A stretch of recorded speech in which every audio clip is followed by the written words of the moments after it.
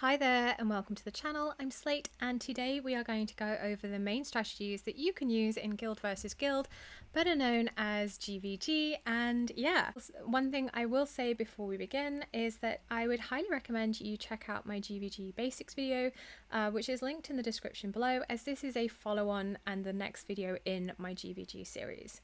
So to get started, I'm just going to quickly go over what I would consider are the 5 main tactics or strategies that you can use in Guild versus Guild. So firstly, you can overpower the enemy. Secondly, you can overrun the enemy. Thirdly, you could fly over their defenses. Fourthly, you can bomb them. And fifth, you could maul them. Now, I am going to go over in another video how to sort of like assess a defense to kind of decide which strategy you think is going to be most like appropriate or give you the best chance of success.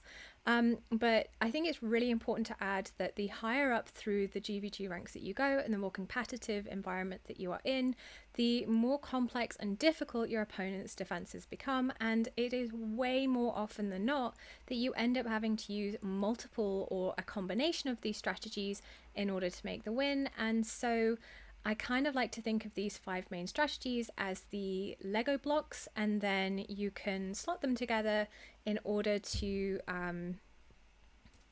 beat your opponents. So yeah, anyway, for now, we are just going to go over some of the strategies in a little more depth, starting with number 1, overpowering.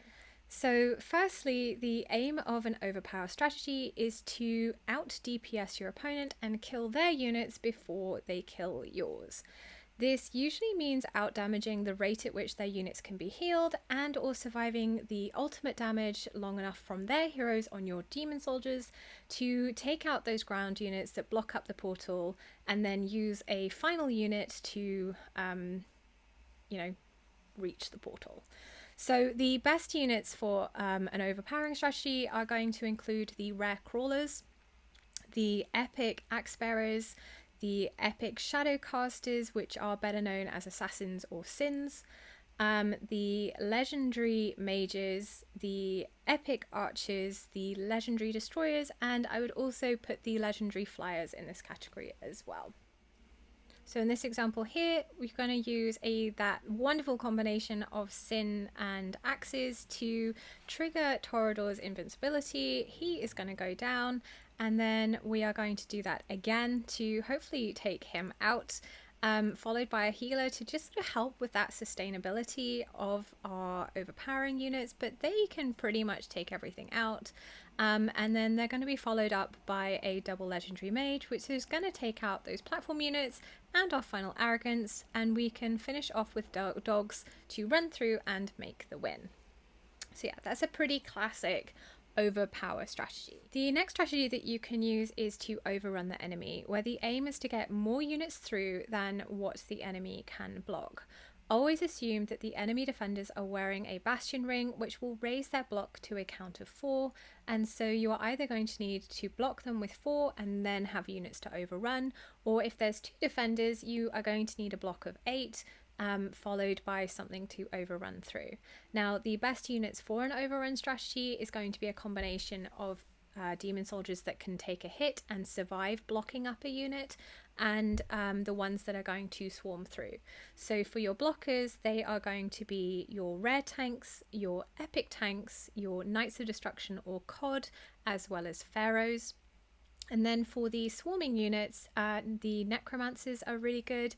The best units by far are the epic dogs. You can also use the rare dogs, and finally there are some strategies that use the abyssal little squid bugs too.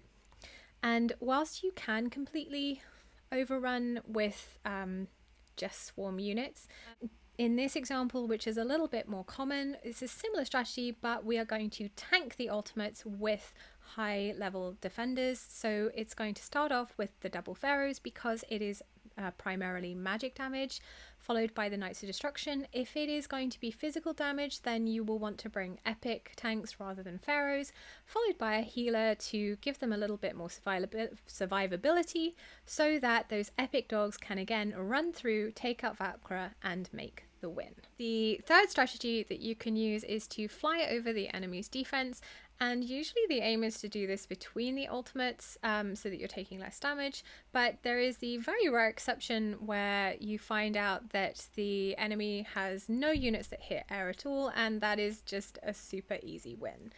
Now, the 3 units that you can use to fly over are obviously the only 3 units that can fly, and they are the rare, epic, and legendary flyers. Each of them has a different merit, and we'll just quickly talk through.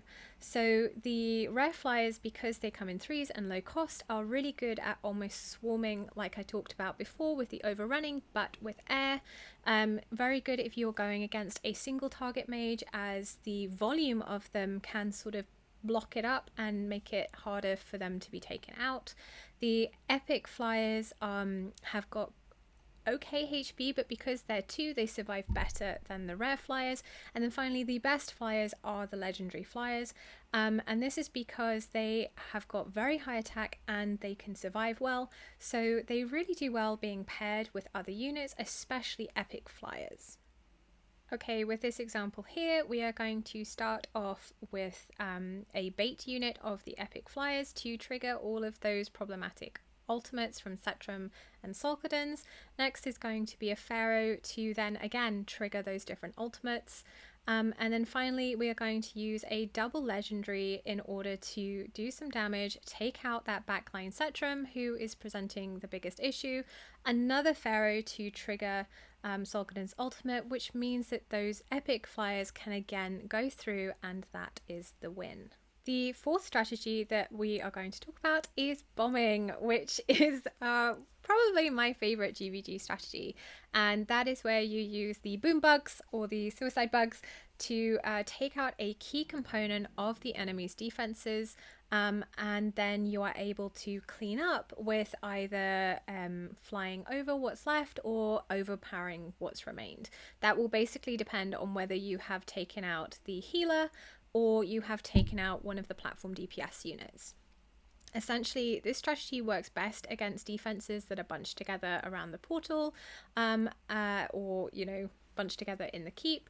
And yeah, I would say that the best units are obviously going to be the bomb bugs. Then the rare spiders are fantastic. You could also use the abyssals, but they are a little bit slow.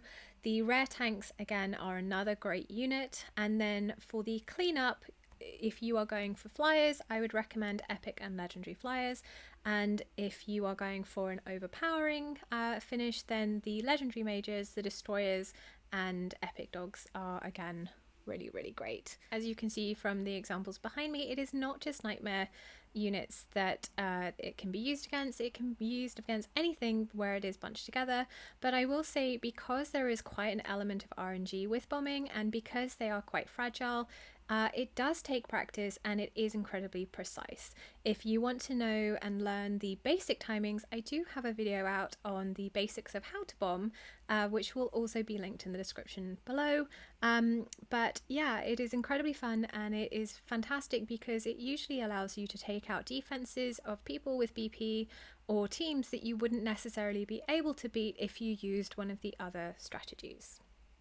And finally, the last strategy that we are going to go over centers around the Demon Captain Moore, who is available once you reach 50,000 blood in Nightmare 4. You can also collect fragments in guild boss chests, so you may be able to get him that way, but it's much more likely that you will unlock him once you have reached that milestone. Now, because you can only use Moore 3 times per round of war or per battle, you really only want to bring him out if you can't use any of the other strategies that I have already talked about, or if you need his diamond ultimate shape to take out specific enemy units.